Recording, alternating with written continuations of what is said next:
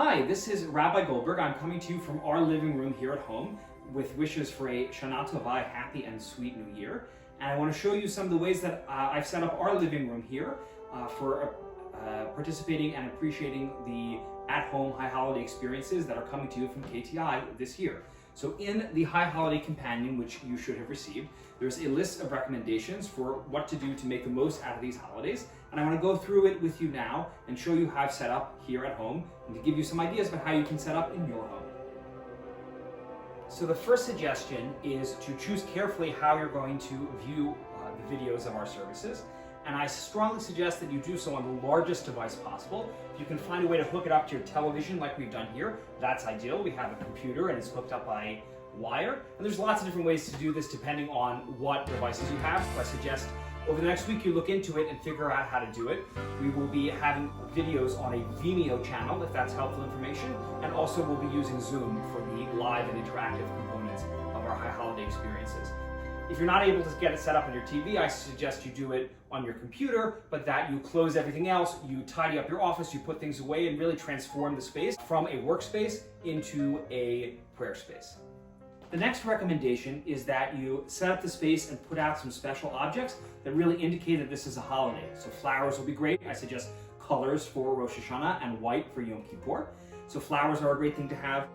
Other objects that put you in a holiday mood. Just go around the house and see what Judaic or art that you have that you can set out in a special way. So for instance, you have some heirlooms also. So for instance, this is my great-grandmother's Tanakh, her Bible. That's very special to me that I have and I put out here. What are some other things we have here? This is something that someone gave me. It's a Hebrew zodiac, which makes it very appropriate for Rosh Hashanah, for the head of the year, the beginning of the new cycle.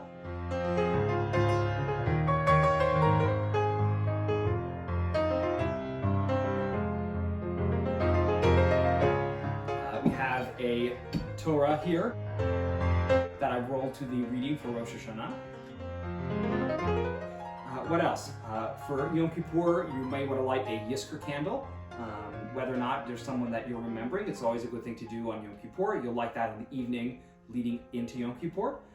Also, we gave everyone in their packets or in their bags parts of a Havdalah set. So we have some spices and a Havdalah candle. You want to have those handy for the end of Yom Kippur or the end of Rosh Hashanah. Pictures of family, especially if there's people who you're usually with that you're not going to be with this year. You can have them be present through a photograph, and that's a great thing to do. Additional books are great also. So we gave you some printed materials in your packet. Other books that are appropriate for the holiday, like for instance this one, This Is Real and You Are Completely Unprepared, which is a great book about the high holiday season. We have some children's books also about Jonah and about Rosh Hashanah. So those are good things to have out as well. Also a tzedakah box.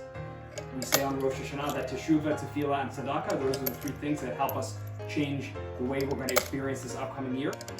So tzedakah right before the holiday, always a great thing to do. Good thing to put out a tzedakah box as well. And if possible, you want to set yourself up to be facing east towards Jerusalem. Here on the eastern wall of this room, we've made a mizrach, a sign that indicates that it's the eastern wall. It says mizrach, which means east in Hebrew, and a depiction of Jerusalem here, as a reminder that this is the way we face when we pray. The next suggestion is to get dressed up. Even though you may not be leaving home, you're not going to be in a whole crowd of people all dressed up for the holiday. It's still a holiday, it's still a special occasion, and that's a way that we put ourselves in an elevated frame of mind, and that we indicate that this is not just an ordinary day, that this is a special day. So maybe not as dressed up as you would if you're coming to synagogue, but nicer than just, your everyday lying around the house clothes. Now there are certain objects that we normally use in synagogue that you're going to want to use at home. So, for instance, if you normally wear some kind of head covering when you're in synagogue, you should do that while you're at home, participating in our services. Likewise, if you normally wear a talit while you're in synagogue, you should wear it at home. And if you need to borrow any of these items, please be in touch with us and we'll get them to you. And lastly is the machzor. We loaned out lots of machzorim to the members of the congregation. And please use it. Follow along. There'll be page numbers in the services, and use it as you would.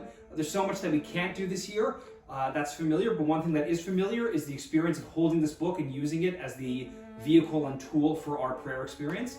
And we wanted to make sure everyone had that, so please do it. There will also be distributed a PDF copy of it, if that's better for you, but I really encourage you to use the familiar book to actually get one. And if you still need one, you can please contact the synagogue and we'll get it to you before the holiday. And finally, there are some special symbols of the holidays that you may want to leave out either in your prayer space or where you're going to eat your holiday meals, or in both places. So if you have a shofar, some people have one. It's a great thing to put it out and even to blow it on the second day if you know how to do it, but even just to have it out is a good thing. Of course, a Kiddush cup like we have for every Shabbat and holiday. Apples and honey are probably the most familiar symbol of the holiday, so a nice bowl of apples here and some honey to go with them if you participated in our Honey from the Heart fundraiser, or just regular honey is good too. And then there are some additional fruits and vegetables that have a particular purpose on Rosh Hashanah. So we'll start with some of this other symbolic fruits or vegetables besides the apples and honey, which I think are very familiar to people. So a pomegranate is a very popular symbol of Rosh Hashanah because we pray that we should be filled with merits like the pomegranate. And there are some other vegetables that are popular to use on Rosh Hashanah as symbols of the holiday, as symbols of what we intend for this new year. And most of them are based on puns in Hebrew. So for instance, we have here a carrot, a gezer, which is related to the Hebrew word gezerah, the decree, as we hope we have a good decree for the next year. Likewise, a head. Sometimes people use a fish head or even a lamb head, but here we have a head of garlic, nice vegetarian option, so that we pray that we're the head and not the tail. Likewise, we have beets and leeks here, which are also plays on words in Hebrew. That the word for beets is related to the word selek, to remove something, that we pray that all the bad things be removed.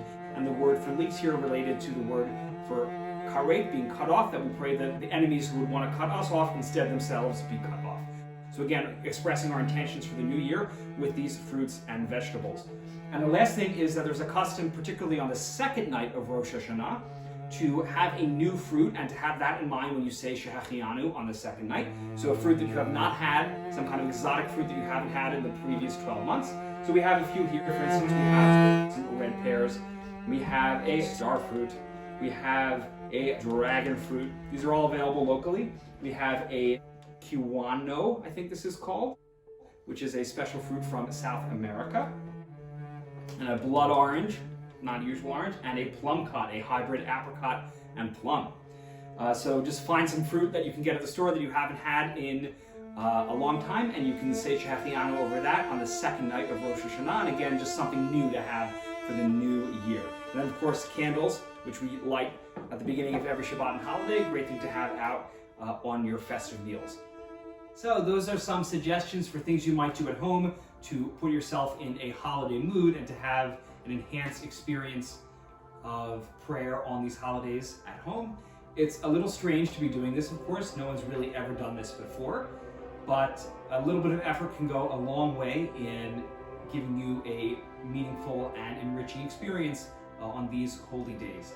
There's a lot of other great information in the High Holiday Companion about all what we're doing and how to take part in it, and we hope to see you involved and participating in all the different things we're doing over the course of the holidays. And from our home to yours, Daniel and I want to wish you Shana Tova, our best wishes for a sweet and happy new year.